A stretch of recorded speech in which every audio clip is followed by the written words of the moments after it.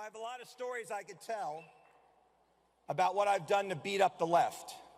I called Ilhan Omar and Rashida Tlaib Muslim terrorists. They didn't like it very much. I said, the truth is an absolute defense. I've called for Zohran Mandami to be deported.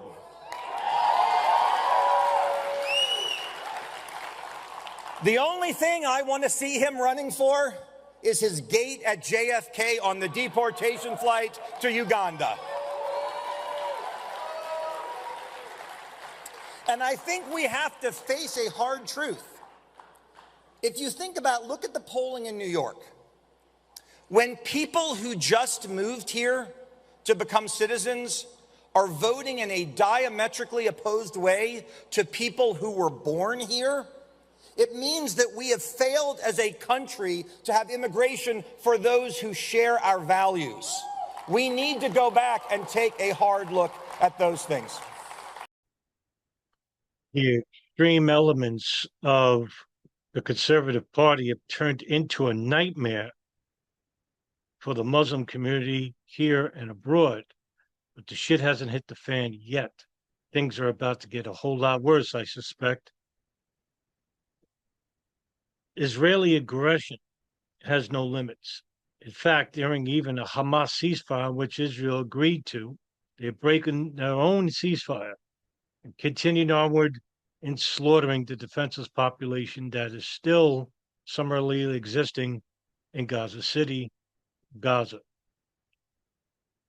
Meanwhile, the rest of the world has been too desensitized to violence to even care, including the loudest voices regarding Israeli aggression in Gaza. The international theater has had enough of Israel. In fact, Netanyahu has grown so unpopular that he basically doesn't have many allies left, even the most ardent right-wingers.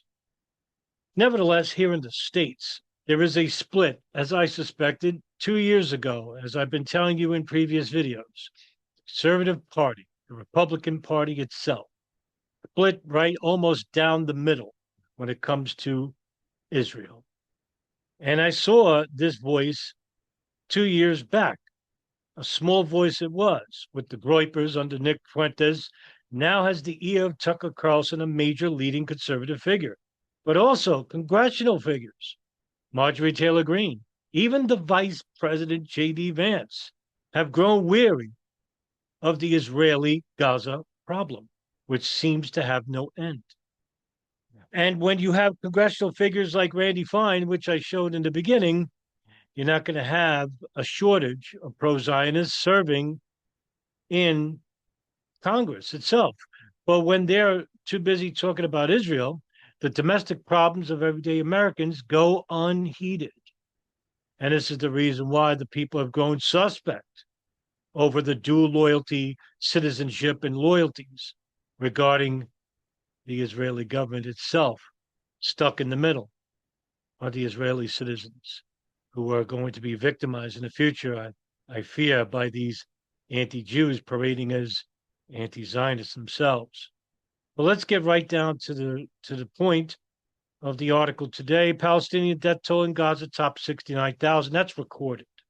Local health officials say as more bodies are exchanged. You can say what you want about Hamas on October 7th. That was a terrorist attack indeed.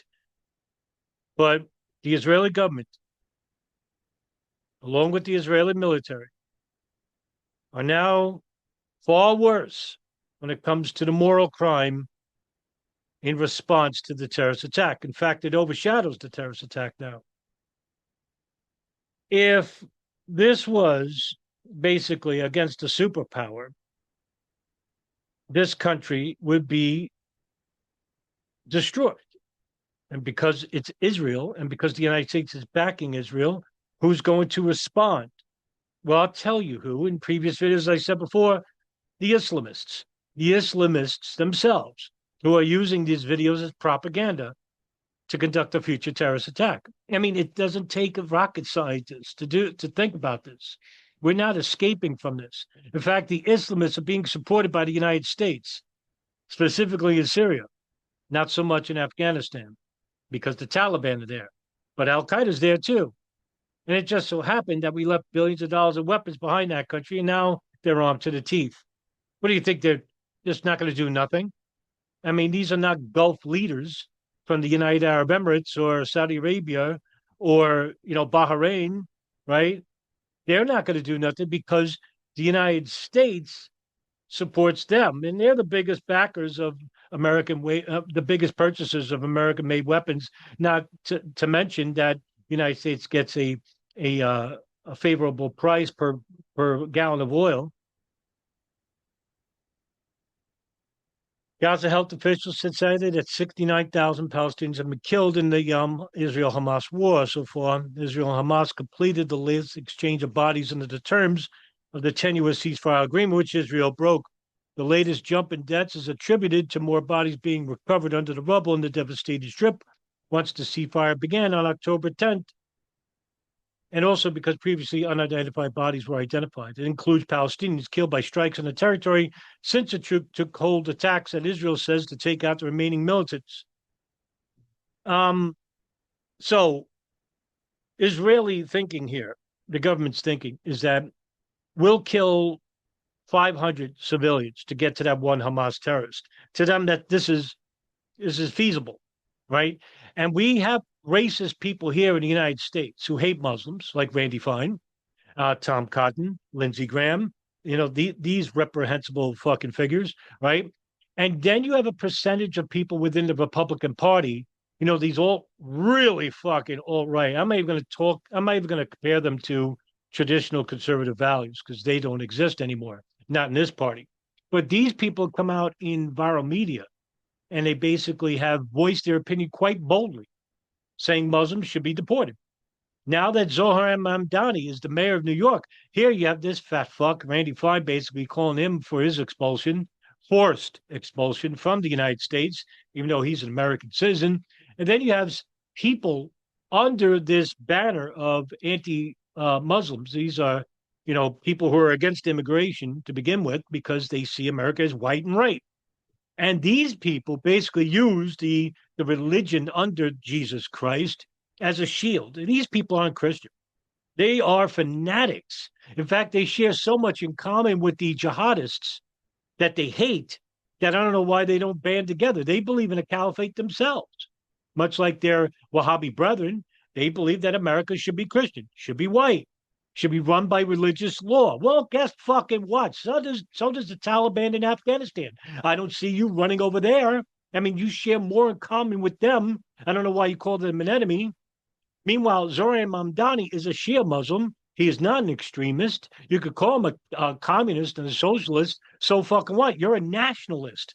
It's a clash of ideologies. That's what all this war is, right? And while you're doing this back and forth and bickering, meanwhile, the nefarious elements in the government are preparing for your downfall right here, right? Look at what Israel's doing to their own civilians. You think they fucking care? All they care about is getting rid of all the fucking Arabs out of Israel, make it, Israel for Jews only, fuck everybody else, and we'll use the United States as our proxy to defeat our preconceived enemies. That's not being an anti-Jew and anti-Zionist. That's not a conspiracy. It's the fucking reality. It's in their foreign policy, the Greater Israel Project. What the fuck do you think this means, ladies and gentlemen? Though fragile the first appears to be holding, with Israeli early on Saturday returning the bodies of 15 Palestinians to Gaza, according to hospital officials. And the trip to handover came a day after militants returned with the remains of a hostage to Israel. And, at this point, we have these terrorists growing in Syria, growing in North Africa, growing in Afghanistan, right? Supported by who? The Gulf, the United States, through the intelligence services, mainly CIA. That's why I don't trust the CIA. I've got fucking former CIA officials online acting as intelligence agents, calling for the United States to basically stop all immigration that, we're going to highlight black crime, black on white crime. I mean, these are fucking hypocrites. I don't know what it is with former intelligence officials from the FBI, the CIA, and the NSA. They always lean hard right, not even, moderately conservative. They're all hard right. Well, the ones I know, some people I fucking interviewed. their politics. Now, of course, I don't deal with their politics. I deal with their, their intimate, with their relations to the 9/11 attacks pre and post, right? I don't care about their politics, right? They're not allowed to talk about that on my show. But man, these people have very extremist views, and I wouldn't want to be friends with them, right? Netanyahu's popularity continues to grow for unsavory reasons, basically. Look, this man belongs in a jail at the International Criminal Courts, same as the hierarchy for Hamas. I have no hesitation in calling out Islamic fundamentalists, but I'm not going to sit back and say what Israel government is doing is right. It's wrong. It's fucking reprehensible, and is the reason why we have rules and war to begin with, so that you don't go around indiscriminately killing people like the Germans did. We had a Geneva Convention. We had a court, Nuremberg, based on bringing these people to justice instead of just shooting them with a bullet in his head and making them a martyr. We want to show the fucking world. We want these people on record telling the world why they did what they did and was wrong. Do you think Netanyahu could survive under such scrutiny in a courtroom? No, he can't. And this is the reason why he fucking allowed for Hamas to attack Israel. In fact, that's not a conspiracy. That's a fucking fact even from the IDF. They're at the Western Wall, right? Because he was looking at three corruption charges that would have brought shame to his name. He still hasn't escaped that either. All right. Now, I'm sorry. Here's the other article. Turkey, of all countries, Turkey issues genocide arrest warrants against Netanyahu and other Israeli officials. Well, fuck sake. Even the fucking Islamist backer themselves, who overthrew Syria, who allowed for Abu Muhammad al-Jalani and Hayat al-Sham to fucking take over the country, this country, corrupt as they are, even said Israel is too fucking evil, right? Turkey on Friday issued arrest warrants for Israeli Prime Minister Netanyahu and dozens other of Israeli officials on genocide charges. The Istanbul Chief Public Prosecutor's Office has issued arrest warrants against 37 people, more than any country on the face of the earth, besides Netanyahu, Defense Minister Israel Katz, National Security Minister Itamar Ben-Gvir, and Military Chief Eyal Zamir, among others. The warrants charge the Israeli officials with crimes against humanity and genocide committed in Gaza and against the flotilla carrying aid to the enclave. According to the prosecutor's office, the flotilla was intercepted by Israeli authorities last month. Israel was quick to condemn and reject the warrants. Israeli Foreign Minister Gideon Sa'ar called the move a PR stunt by Turkish President Recep Tayyip Erdogan. In Erdogan's Turkey, the judiciary has long become a tool for silencing political rivals and detaining journalists, judges, and mayors. And that's true what Gideon Sa'ar is saying. But guess what? That says a lot about you motherfuckers, as a corrupt court is going to fucking charge you for your corruption because your corruption is too goddamn evil, right? And this is the problem, with the right wing that we have here in the United States and Israel, and they coincide one another, and it's growing in Great Britain and the United Kingdom as well. But Israel is where the epicenter of all this fanaticism really started. I mean, it was hidden here in the United States and the United Kingdom, but Israel showed the world what real extremism means when it comes to having a nationalist identity. In fact, in 2024, 58% of Jewish Israelis identified themselves as right wing, which is a significant increase from 46% just 3 years ago in 2019. In fact, a 2023 study found that a majority of young Israeli Jews between the ages of 15 and 24 identify as right wing because you have these synagogues, these Israeli religious institutions that basically teach Kahane material from the late Rabbi Meir Kahane, who was once a terrorist. Now he's being revered. His mentality and the JTF are being revered. The JDL, Jewish Defense League. It's just remarkable to me that the memories of Israeli terrorists like Rabbi Meir Kahane and I forgot the other guy's name that shot up the Day of Patriarchs massacre. I forgot his name, but nevertheless, here you have growing, a growing right wing that basically is using their nationalist and even their religious identity to Baruch Goldstein. That was the guy's name. Yeah, right. Rabbi Baruch Goldstein, who killed 50 something people in that Cave of Patriarchs massacre. But you have this, Israel has a very unique paradigm in that you have a religious identity and a very secular identity that hate each other when it comes to theology. But when it comes to the nationalist identity of Israel, they both coincide and agree that Israel should be run by Jews. The only difference is that the secular Jews uh, don't believe any Arab should live within the country itself, where the religious Jews basically say, yeah, we could live with Arabs, but we have religious law, Israeli Jewish religious law, not Arab law, and they live under, our laws itself. The funny thing about all this is that this is actually growing here in the United States and Great Britain under the guise of supplanting illegal immigration. And this is the reason why I happen to think that in the future, after a terrorist attack happens in the United States, that will basically shut down immigration either for good or for a long time.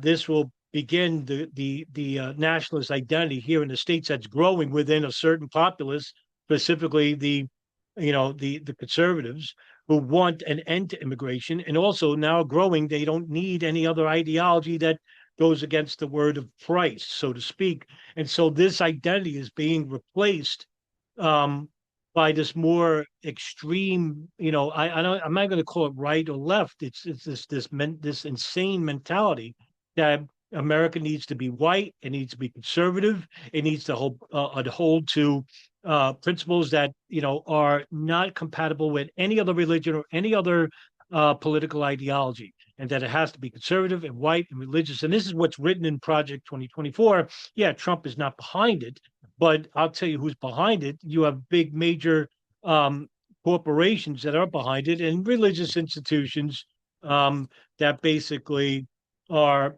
behind the authoring of this project that they want so desperately to have. And when you look at what it entails, the project recommends the arrest and detention of illegal immigrants, including immigrants that are under the application of a green card, and even deploying U.S. armed forces for domestic law enforcement.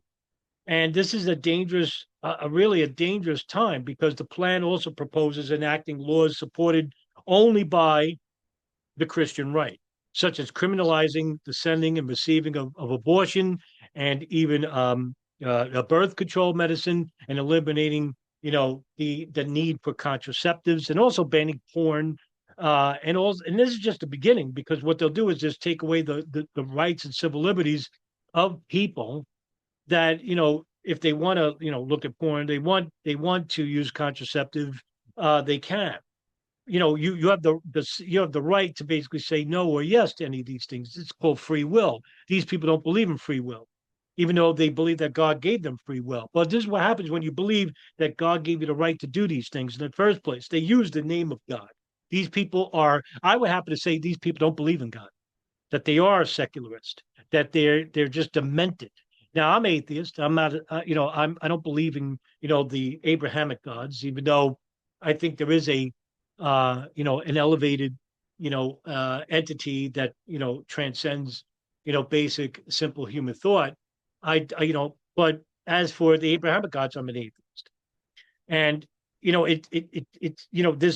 this future that the United States could be under. I'm not saying this is going to happen.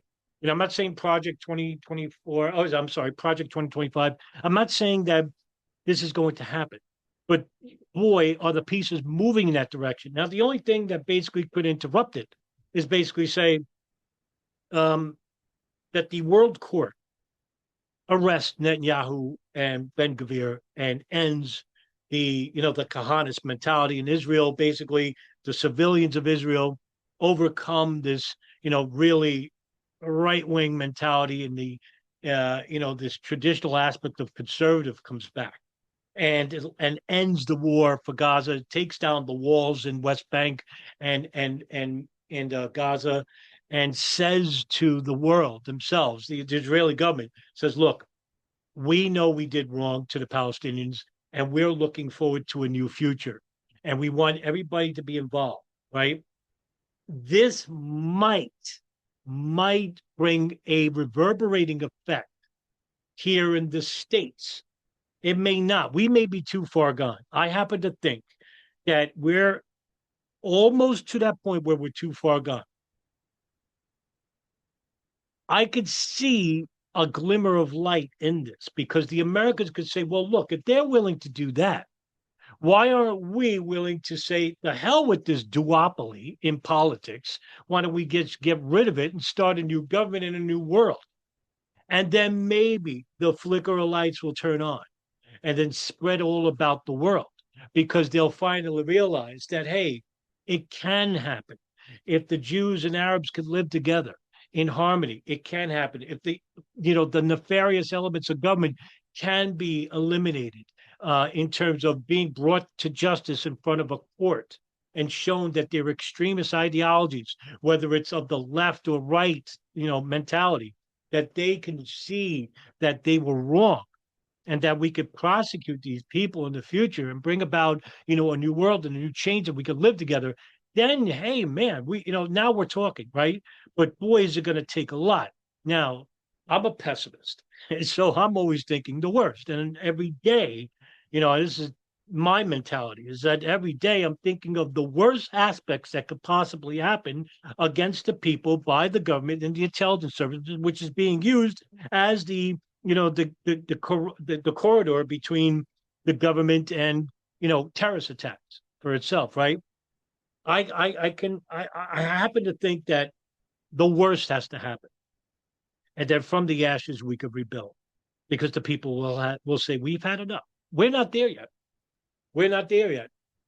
And the reason why I said Israel could be there, because when Netanyahu won the prime ministership in 2022, don't forget this and don't blame Jews for everything. God's sakes, I hate these people like Nick Fuentes and people who blame Jews for everything. It's not. Israel's not the epicenter of all evil. I'm sorry. I mean, they have a major influence, yes, in American politics. Just remember who the fucking superpower is here. It's us. All right, we fucking call the shots. We just happen to have a bunch of people in Congress either compromised or just fucking nuts that they agree with these idiots in the Knesset, these monsters in the Knesset. Anyway, the Jews there's many Jews that hate Netanyahu. Now, of course, they're propagandized too. You got to take into effect. People are victim by propaganda, manipulation. It's very, easy to sit back and play armchair quarterback.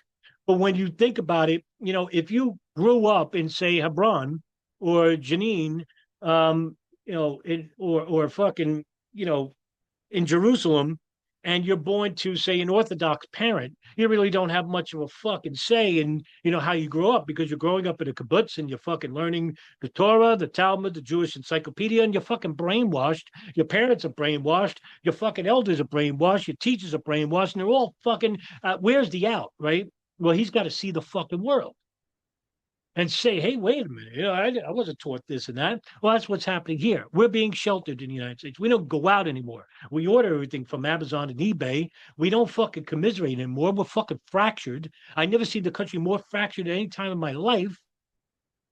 We need to experience the world for what it is, because not everybody's a monster. They made to believe that we're the monsters. The monsters are the people who made us believe that we're the enemy in the first place. We're going to need each other to win. Because if we think of it as a left and right, a black and white, a Democrat, a Republican, male and female, and all these other things, we're going to lose. And we're going to lose big. And if I'm right that the next terrorist attack comes, and it'll be blamed on the Shia, because that's who we always blame every terrorist attack on, right? And we go to war with Iran and Lebanon, and we start mass deportations using the military and police and local and state and federal law enforcement, and you'll have a growing resoundment of agreement by even, the conservatives, the moderate conservatives. Well, guess what? Once they're gone, we're going to look at the left and basically say, you supported all this too, and we'll fucking demonize you. And guess what? Maybe the Democrats will take power after this, right? And they'll basically say, well, we're going to use these laws that you made against you. And so the reciprocating problems exist. Someone needs to break it. Don't fall for it. And, channels like mine are always going to exist because even though, I'm a small voice, I'm still going to speak out on corruption wherever it lies without prejudice and bias. That's the main ethos of the channel. All right, guys. Thank you very much for tuning in. Have a good weekend, everybody.